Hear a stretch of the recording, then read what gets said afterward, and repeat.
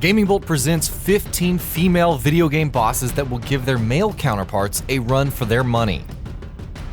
In the midst of navigating winding levels, engaging in set pieces, and immersing ourselves in the video games that we love, it's the bosses that really test who we are. They push us to the limit with their challenges, offering immeasurable satisfaction when they fall. While plenty of famous bosses have been men, there have been a fair number of women in the same franchises who rival their efforts. Let's take a look at the 15 female video game bosses that give men a run for their money. The Boss, Metal Gear Solid 3. What does it say about a female boss when she's literally called The Boss, and is the basis for Big Boss's legendary name? The Boss was a true powerhouse, commanding the Cobra unit, who all possessed unnatural abilities but still answered to her, and schooling Naked Snake several times in the art of combat. Seriously, what can you say when the boss went on missions even while pregnant? JEANNE, Bayonetta. Baldur and Jubileus, the creator, were the primary antagonists of the first Bayonetta, but JEANNE wouldn't be denied. An Umbra witch herself, JEANNE battled Bayonetta 4 times, even surviving death on one occasion to return and finish off Jubileus. Though she ended up as Bayonetta's ally, JEANNE is still noteworthy for her insane brutality and a quickness that rivaled the Bullet Witch. Matriarch Benezia, Mass Effect. Saren, Sovereign, and the Geth are remembered as the villains of the first Mass Effect, but Matriarch Benezia was severely underrated.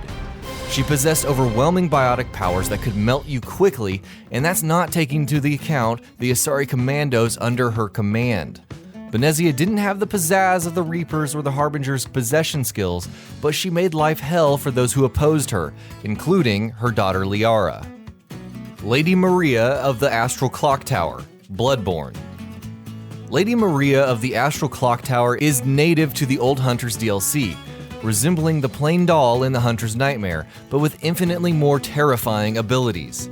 Lady Maria has 3 phases, throwing fire and terrifying range into the mix. When you consider that Lady Maria was the pupil of Gehrman, the first hunter, then her power makes sense, but it's a nightmare to deal with all the same. Alma, Ninja Gaiden Black and Sigma. As one of the 5 greater fiends and the first that Ryu defeats, Rachel's sister Alma is considered the toughest boss in the original Ninja Gaiden for Xbox. She does redeem herself at some point, helping Ryu to save her sister. But at the time, Alma was the real test of a player's skill. Let's hope that the bosses in Neo, Team Ninja's next hack and slash, aren't nearly as overpowered. Alma Wade, Fear. Paxton Fettel, the known antagonist of the first Fear, commanded a battalion of ruthless replica forces linked through psychic bonds. All of them paled in comparison to Alma Wade, the terrifying force stalking the protagonists of this series. Alma's psychic power is already crazy, but when released, literal nightmares come to life in her presence. Let's not even talk about Fear 2 or the devastating nuclear explosion she was speculated to have created, though the Point Man triggered it. Ultimecia, Final Fantasy VIII. There are sorceresses with outrageously evil powers that possess the loved ones you strangely have no memory of, and there's Ultimecia.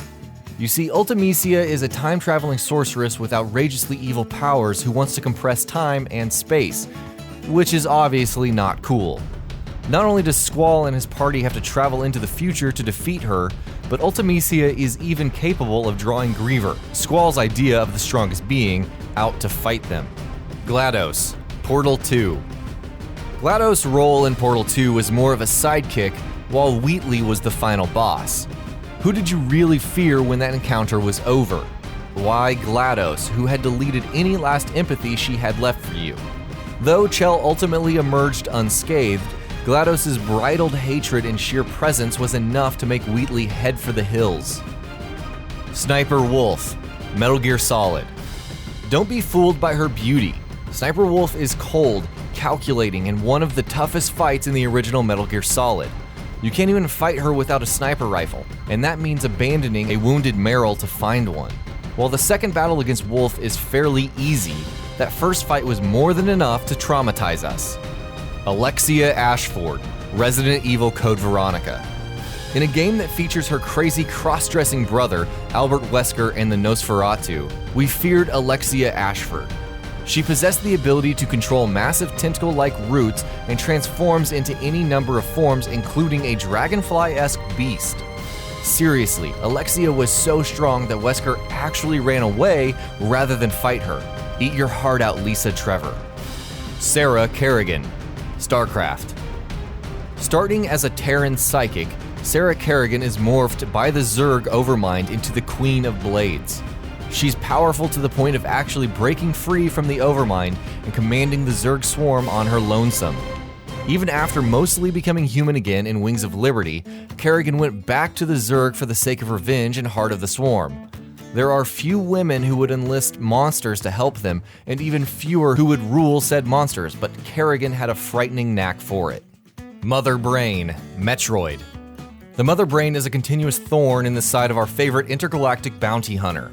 She's also one of the biggest threats in the series, having been created by the Chozo and claiming to have created the Metroid. It says a lot when Mother Brain can manipulate the space pirates and the Galactic Federation while being a simple brain in a glass. Holly Summers, No More Heroes. Holly Summers is simply insane. As the 6th ranked assassin of the UAA in No More Heroes, she possesses a sadistic attitude and AA missiles in her prosthetic leg to ensure maximum death. It's bad enough that Travis can't bring himself to kill her, but it's made even worse when Holly kills herself by sticking a grenade in her own mouth and pulling the pin. What? Dark Souls 3, Dancer of the Boreal Valley. The Dancer of the Boreal Valley is almost ethereal in a way. She melts into the arena like a dream, and you wouldn't guess you were sleeping until she tries to slice your head off. The Dancer is both quick and deadly, pairing unpredictability with relentless striking. As soon as she uses 2 swords, it becomes the most terrifying episode of Beyblade yet. Man, that's saying something. Cackletta, Mario and Luigi Superstar Saga. Cackletta is the evil witch who stole Princess Peach's voice, thus prompting Mario and Luigi's quest in the Superstar Saga. However, she goes from your average crazy bean witch to floating in a head jar possessing Bowser, thus becoming Bowletta. Bowser actually played second fiddle to Cackletta, with the former being an arguably bigger threat to deal with. When's the last time a Mario villain did that? And that'll be about it for this one. If you guys like what we're doing at GamingBolt, please consider subscribing to our channel, and I'll see you guys on the next video.